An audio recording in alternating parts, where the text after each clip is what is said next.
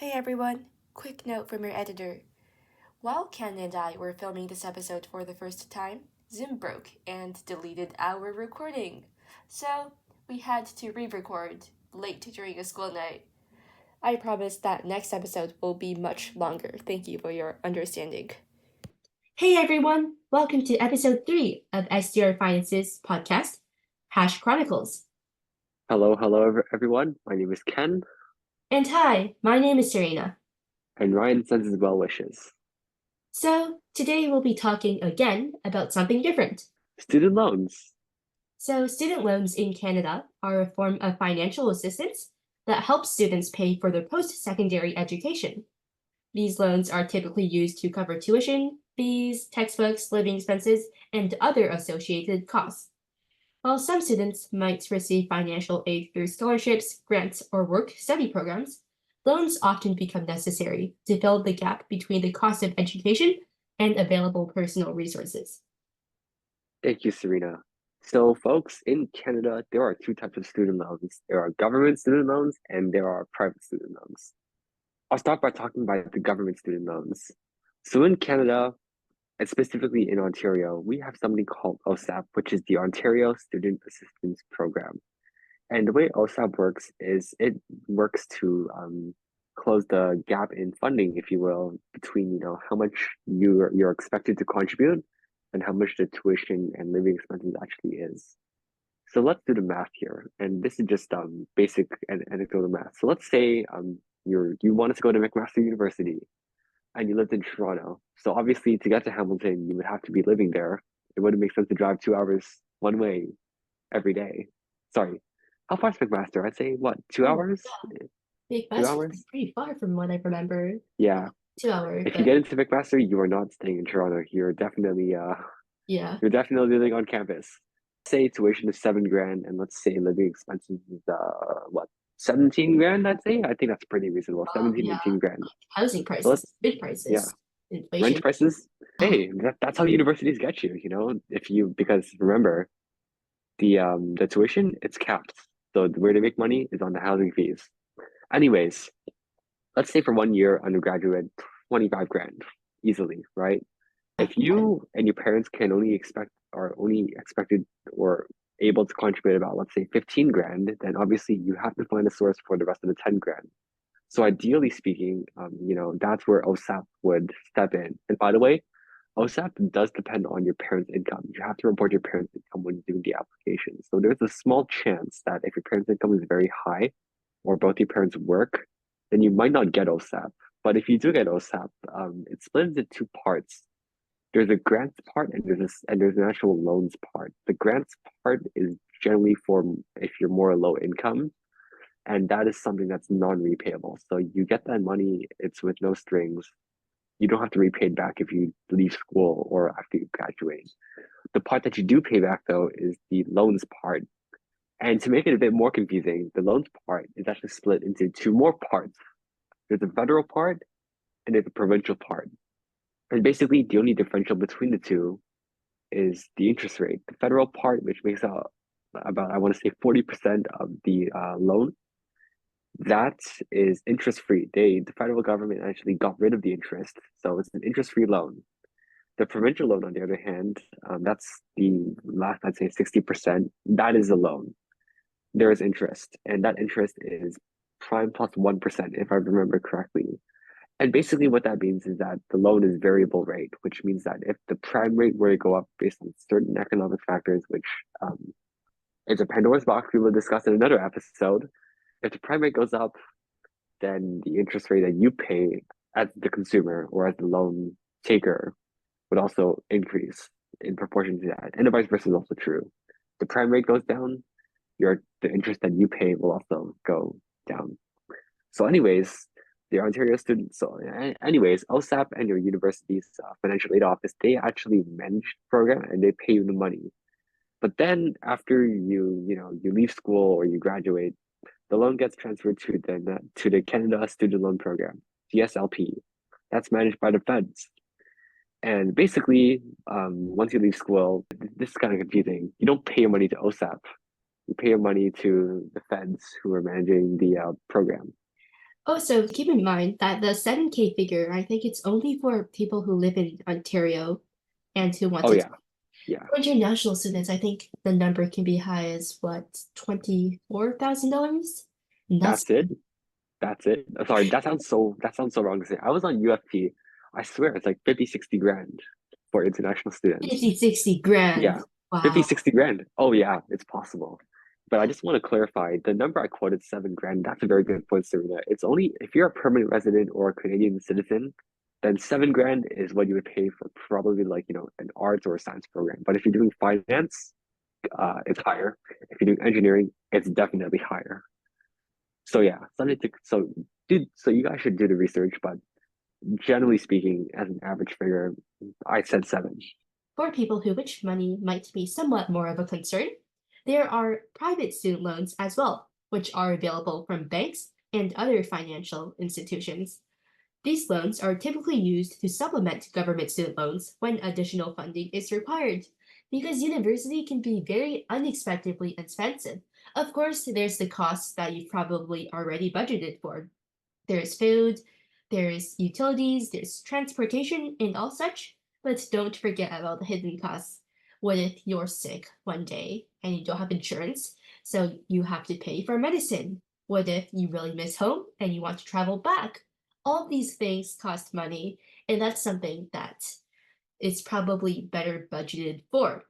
Therefore, some people might turn to private student loans.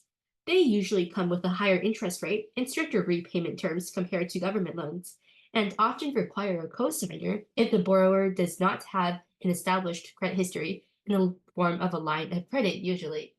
Well, I think, and there's a really interesting thing about credit history in Canada that we were just talking about before the episode. Fun fact. This is actually our second time recording this episode because Zoom decided to stop working. So, anyways, about the credit history part, and I feel like this is kind of a common misconception. If your parents add you to your credit card as like an authorized user, you don't actually build up credit history in Canada, unlike the US. Like in the US, if you do that, then yeah, that would happen. And actually, what some parents do, if they're kind of responsible, is that they add their newborn child to their credit, like, card account as like an authorized user, right? And then suddenly, when the child is 18 years old, they can start getting a credit card in their own name. Suddenly, they have a 17, 18-year-old credit history. It's crazy. I know, right? But yeah, we don't get that in Canada, unfortunately. So you might be wondering, how do I repay my student loans? The repayment period for Canadian student loans generally begins 6 months after graduation, or once the No, no, student no. drops below full-time status. There are various repayment plans available, and borrowers can typically choose from standard repayment or income-based plans that adjust monthly payments based on income. For example, Canada offers options like the Repayment Assistance Plan, or RAP, which is a nice acronym, which helps borrowers who have difficulty making their monthly payments by reducing payments based on income and family size. If a borrower still cannot afford repayments, the government may offer interest relief or extend the repayment period. So, what if you can't make your loan on time and you're really out of money and struggling? Well, there's this nice thing called loan forgiveness. Yes, so in Canada, we do have some programs available that offer loan forgiveness or repayment assistance in very specific situations, if you will. So, some public service workers, I do believe that some certain federal and provincial jobs, they might offer repayment assistance or loan forgiveness as part of your package.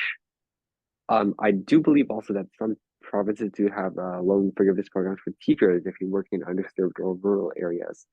And on top of that, I'm pretty sure, now someone has to fact check me on this one. I read somewhere that if you join the military or something, or the police force in some places, they might help you with your student loans too. I'm not sure. I'd have to check on that. But I really do wonder if you declare bankruptcy, does your student loan like go away? Like I hear in the US it doesn't because it's a federal loan. So let's see, let's search it up. Can you declare bankruptcy on student loans?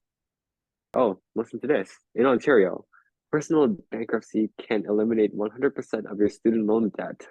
Wow. Apparently you can. It says that if you've been out of studies for more than 5 years, You can ask bankruptcy court to have your OSAP loan discharged. Wow. Anyways, I think we should also talk about some of the pros and cons of student loans in Canada. Sabrina? Okay, pros, obviously, first of all, is the access to education you get. Government student loans ensure that more Canadians can afford post-secondary education, even if they don't have the financial resources upfront. As well, student loans have often flexible repayment plans, in particular for Canada. They come with they come with a different amount of repayment options, such as income-based plans and interest relief, which can help ease the burden after you graduate. And finally, as I said before, Canada has pretty low interest rates for government loans. They're often much lower than those for private loans, making them a more affordable borrowing option. However, there are also a lot of cons. It's not all sunshines and rainbows out here. No, I can think of one more pro, if you will, which is that actually, if you take out a government student loan, like OSAP, for example, the that you pay, that's a tax write-off, it's a tax deduction.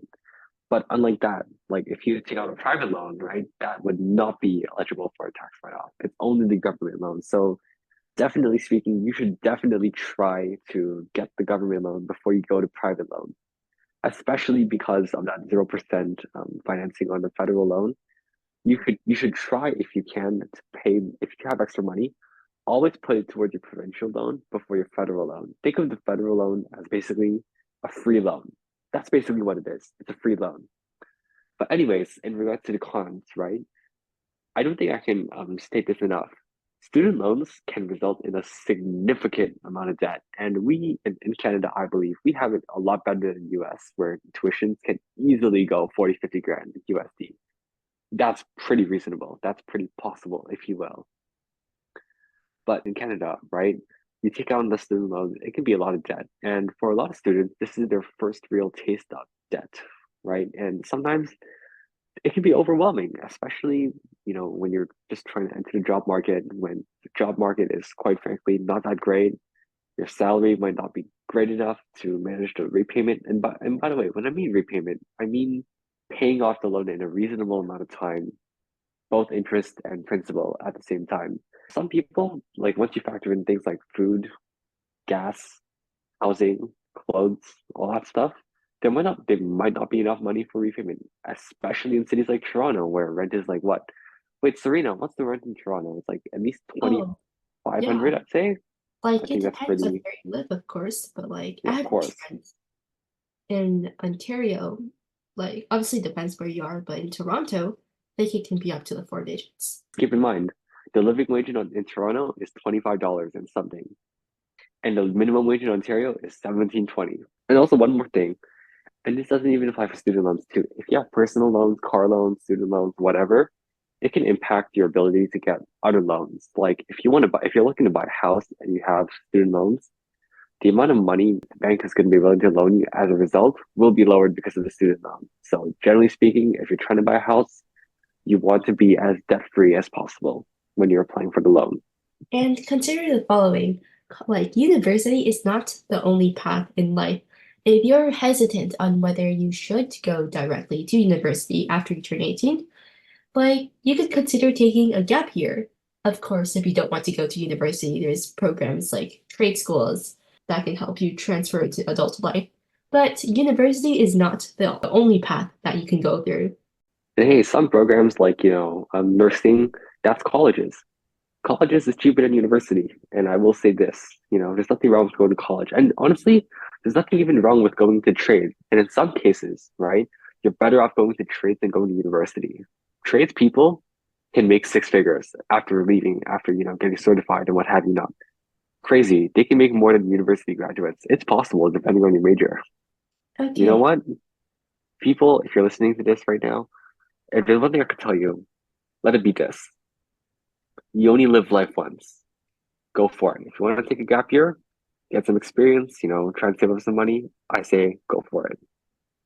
Just make sure it's rational, of course. of course, obviously. You only live once indeed, but you live for a long time and maybe save the rash decisions to when you're closer to the end of your life. But Real. anyway, I think that's it for today. Yep, that's it for today. Okay, so thank you all for listening. And I'm Serena. I'm Ken, and we will see you guys next time.